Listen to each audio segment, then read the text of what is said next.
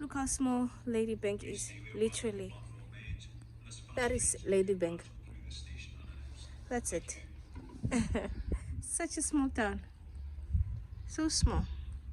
Deep in the mountains. Service to Edinburgh, calling at Markinch, Kirkcaldy, Kinghorn, Burnt Island, Aberdare, Dalgety Bay, Inverkeithing, Edinburgh Gateway, South. Guys, this is Ladybank train station. It is so small. Of course, the village itself is also very small. Very small. But guys, just imagine, Tonike, we have a train station. Nando moshipumbusho mugongo. O mokalongo. Mokahao. Koshipa. A train, guys. How reliable would that be? And can you see how clean these stations are? So clean. So small. This is just 2 platforms. There's not even an elevator whatsoever. Just stairs. You cross there, if you can see there, going under. That's it. Akurupetu. Genoerimana. Old people. You know, the sun is always so hot and you need to go to a certain area. There are no taxis, or it's not safe in the taxis. Government, please do better, man. Please, these things are doable. Don't even tell me there's no money. There is money. You guys are telling me.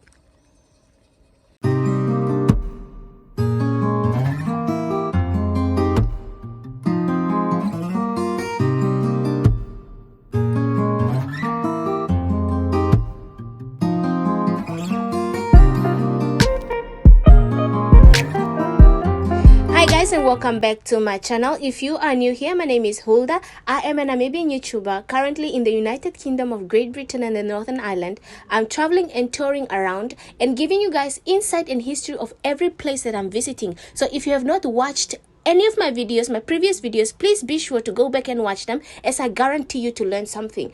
However, if you are a returning subscriber, thank you guys so much for watching. And in today's video, I'm taking you guys to Perth. And this, ladies and gentlemen, is Perth. Welcome to Perth. Okay. A few of you might be confused with the Perth in Australia, but this is Perth in Scotland. It is a city in central Scotland on the banks of the River Tay. It is the administrative centre of Perth and Kinross Council area, and it is the historic country town of Perthshire.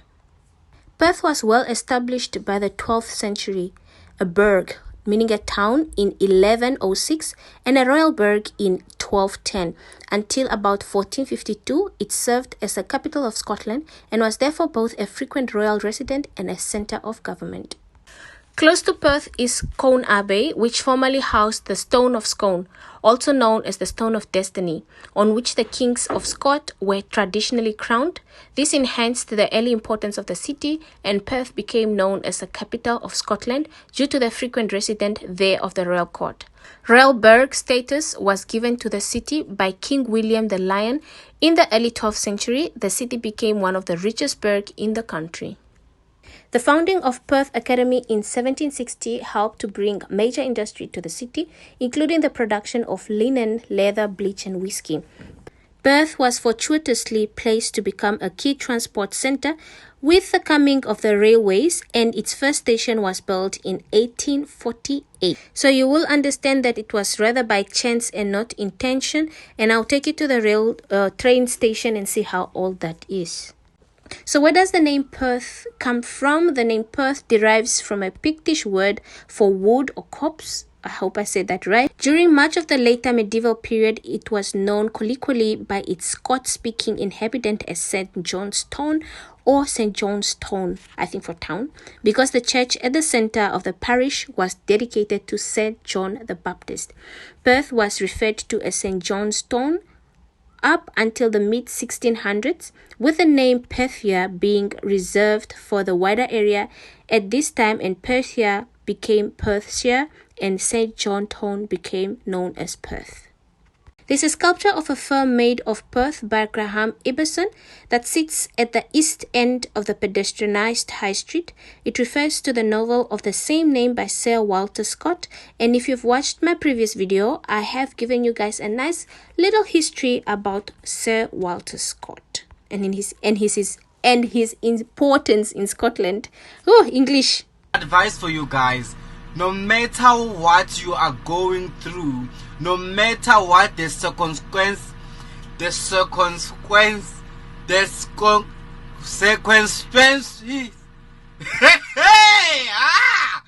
circumstances. And so moving on, whether you choose to crawl the countryside or enjoy the thriving atmosphere in the city, there are a couple of things you can do in Perth, and I will take you to a couple of things that I did in Perth, so stay tuned. I guess like this is like a musical theater or something. Adele is coming to Perth on the 4th of August. One thing I love about the UK is they are really big when it comes to recycling. Plastic tins, cans, boxes, bottles, every little thing is being recycled. And everybody, if not most, really respects this rule. Even if you eat a yogurt, you wash it, put it in a separate plastic where you're going to throw the recyclable things. So you don't throw the household waste together with the recyclable things. And it's just so organized. I don't know who they are. But yeah. Ugh. Friday the 4th. Adele. Hey, Hulda. Shouldn't you come? Ooh, who's this girl? I love this, guys.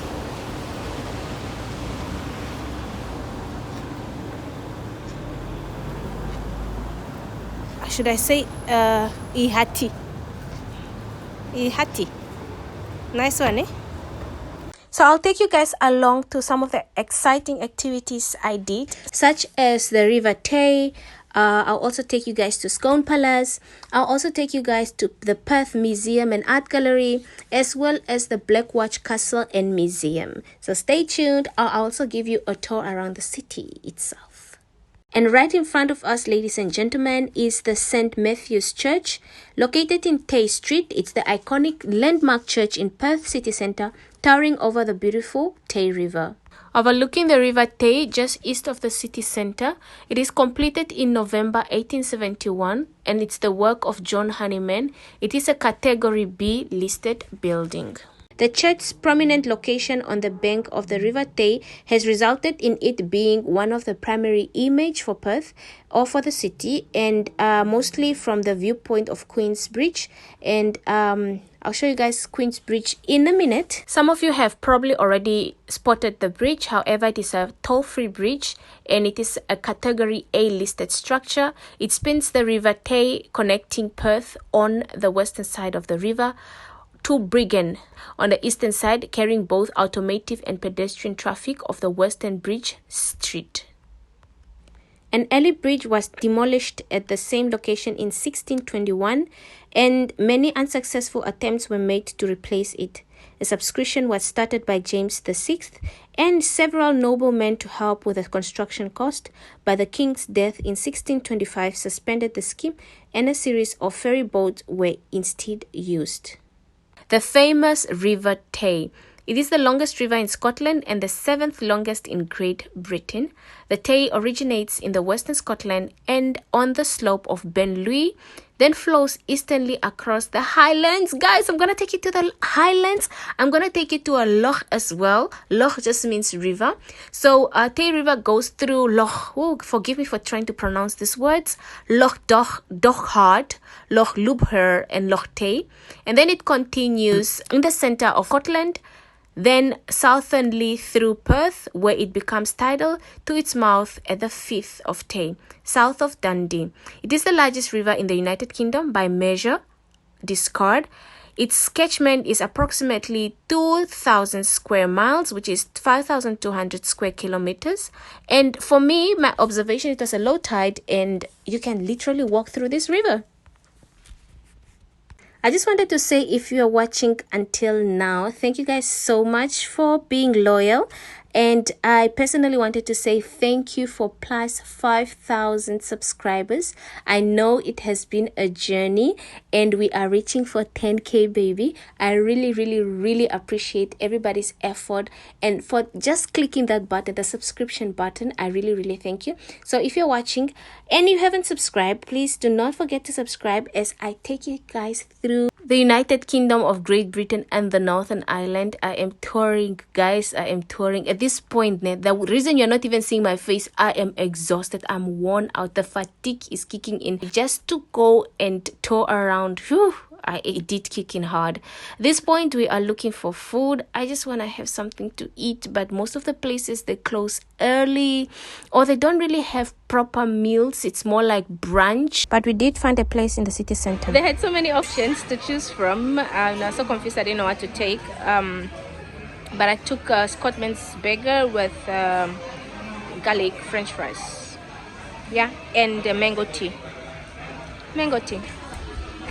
Guys, when you come to the UK, you'll appreciate homemade dish, just a proper meal, because the food here is just, oh gosh, I can't explain it until you come and experience it yourself.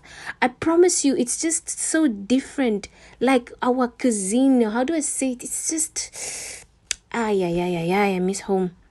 Anyways, let me take you guys to the museum and the art gallery. I love how these people really respect their culture, their tradition, their history, and they make sure that it's easily accessible not only to the citizens but to the tourists as well. It's very educational. Come to think about it, why don't we have an art gallery or museum in the northern part of Namibia? Just telling us about our history. Yes, we learn about these things in school, in the books, but we want physical things. We're doing some packing for our new museum that opens in the spring. And then we also have some murals in our toilets that are inspired by the collection. So I do suggest checking them out as well. But it's free entry, so just wander at your leisure. Thank you so much. Is it of no value, no significance to build an art gallery, a museum, where we learn about our culture, the different tribes, our history, what has happened, the Kasinga Day, you know, a replica of what had happened those years. We need tangible things. This will also encourage tourism.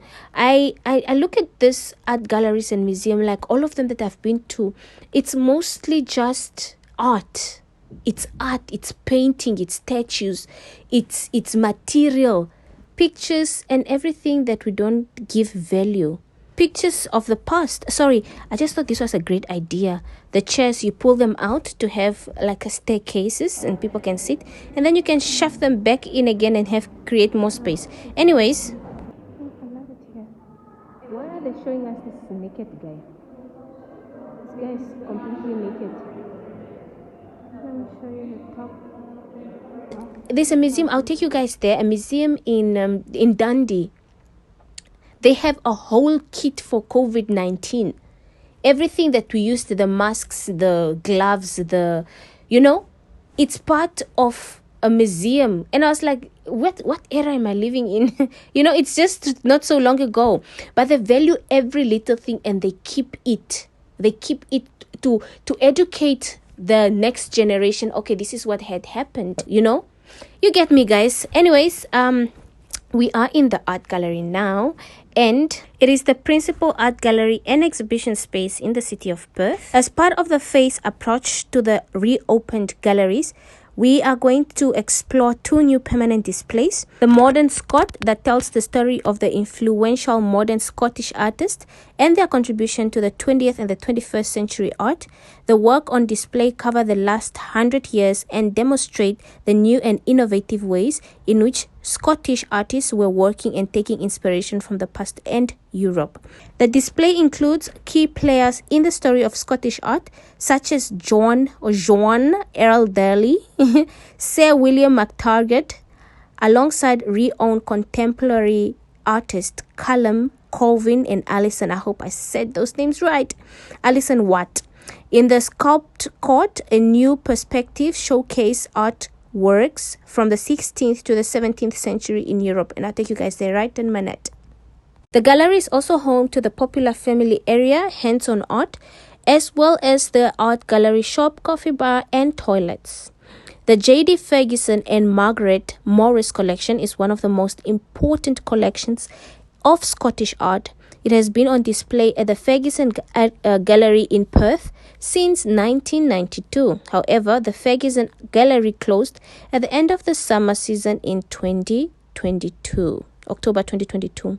I love how they give a complete display of items that is fully accessible to all members of the public. That is just wonderful, and it allows you to learn a lot. So they do have what they call Perth and Kinross archive, and their aim is to select and preserve and make available to the highest standard the records of Perth and Kinross Council and its predecessors and those of local individual estate businesses and organizations. So the principal functions are such as to select public records regarded as worthy of permanent preservation, acquire other historical records of local and national importance, or which otherwise merits preservation, divert, devolve, or transfer records to other appropriate repositories and make suitable arrangements for the disposal of other materials, preserve and manage all records selected for permanent preservation to professional archival standards. They also promote and provide access to the physical condition of the records and donor restriction, as well as provide advice and support to owners and potential depositors of records. So you understand that what they actually do is deploy the resources made available to them in the most effective and efficient manner. So the collections are actually created by local people, organizations, as well as the council's records. And over the years, they say that many individuals, families, and groups have gifted or deposited their records with them, and they've helped the region's history and culture to survive. Their collections and the basic tools of learning about the understanding of the region's past. This is what we need, I think, in every town and area, or at least a region in Namibia.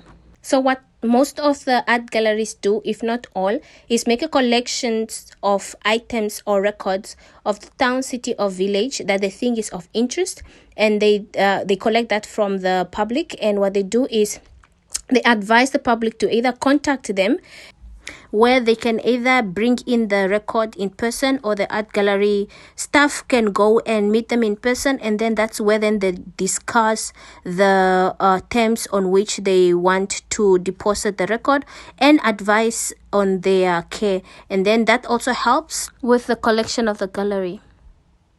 As you can see, from portraits to landscape, the gallery collection is rich in paintings, drawings, sculptures, silver, glass, and ceramic. And of special note is the J.D. Ferguson collection, including the Margaret Morris archive.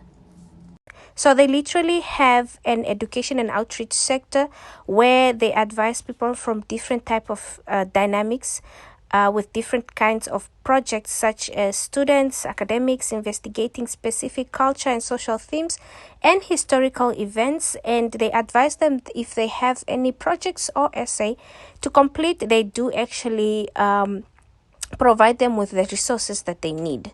Alternatively, since everything is almost digital nowadays, they also do have an archive online catalog where it contains descriptions of the council and the community collection held by Perth and Kinross archive, and it helps find the records that you are looking for. And if you are interested in the local or family history, need to write an essay or a thesis, or if you are simply curious about the people and the place of Perth and Kinross, that is a good place to start. So you can visit them on their online catalog, and it will help you identify which records you want to view and when you want to visit the archive. You will also notice that some records are labeled as having restricted access. This means that when you visit, you may not always be able to view the records because of the data protection legislation, depositors restriction, or because the record may be too fragile. I believe it's enough talking for now. I've given you guys almost enough details. For now, please let's enjoy the art gallery. I believe we have so much hidden talent within our youth in Namibia. and it's not something that is difficult, but it's just that if you tell our Namibian parents that no, I'm an artist, I draw, they won't give you value. And that's one thing I really love about the UK. They value almost everything, and they treat people equally. For instance, there's a system put in place that there should be a minimum wage for everyone, regardless of who you are. As long as you're over the age of 23, I think the minimum wage is 10 pounds per hour. If you are a security, a cleaner, a gardener, so people that are not in a professional career are still able to live a sustainable life, because there is a minimum wage that makes sure that, okay, you are at least able to afford the minimum basic needs of life, apart from having the luxury. So you understand that there's a minimum wage for every age group. If you're under 18, 5.28 pounds per hour is the minimum wage. And if you are 23, 10 pounds point 42 is the minimum wage per hour. And that's why nobody looks down on anyone, because cleaners could be driving expensive cars, because there's a minimum wage. And if you are unable to work, the government also takes care of you. It gives you a house, it gives you a minimum stipend per month, it buys for you toiletries and food. And gosh, I just love how they're so organized. Imagine if our government introduces something like this. Our security guards, people that really do hard labor, private companies wouldn't take advantage of them, like security guards, and it would just be at least allowing them to afford the bare minimum. The bare minimum is all that people ask for. They're not asking for luxury or asking to afford expensive cars. And do not get me wrong, I'm not saying life is easy here. I'm saying there is a well-established system that people follow. And by far, I've seen beggars and people homeless, but I can't say that I haven't really seen street kids begging on the street. I've seen like older people, but no kids. But it's also very rare to see a beggar, and it's probably like once in a while. Like I'm talking from the places that I've been to, that you see people like begging, but they are here. They are beggars. Anywho, enough talking from my side. Let us enjoy this beautiful gallery. Oh gosh, the architecture, everything is just stunning.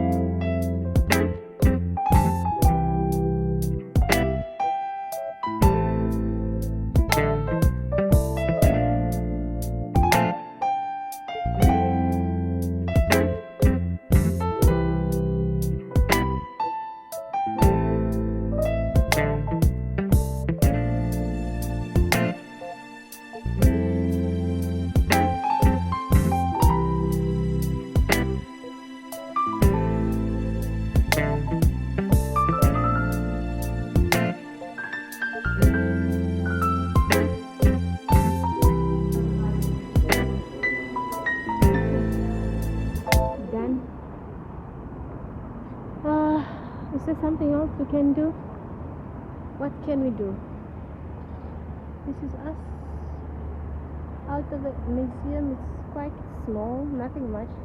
She said they just opened, so that's right.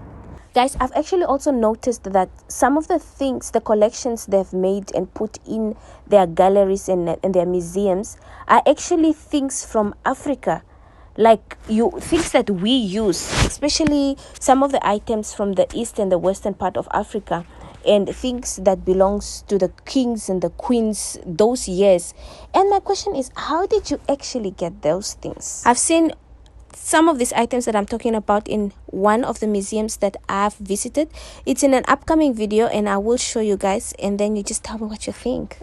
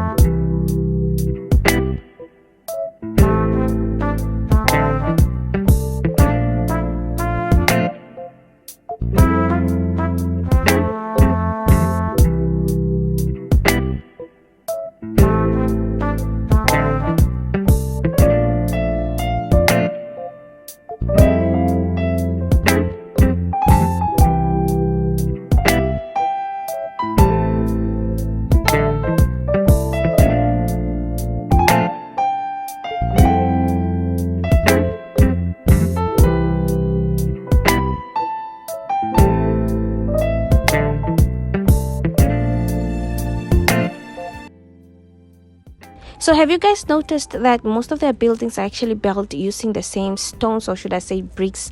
And you will find like a town, like a CBD, where you have like nice buildings and whatsoever, but a countryside is just a countryside. It's literally a farm, or should I say a village. So that's why you see these places are almost similar.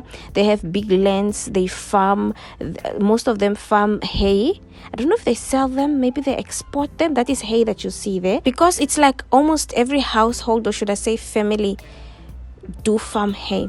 But anyways, ladies and gentlemen, this brings us to the end of this video. Thank you guys so much for watching this far. If you have, please give me a thumbs up, comment down below and let me know what you think, and I'll see you in my next video. Ciao ciao.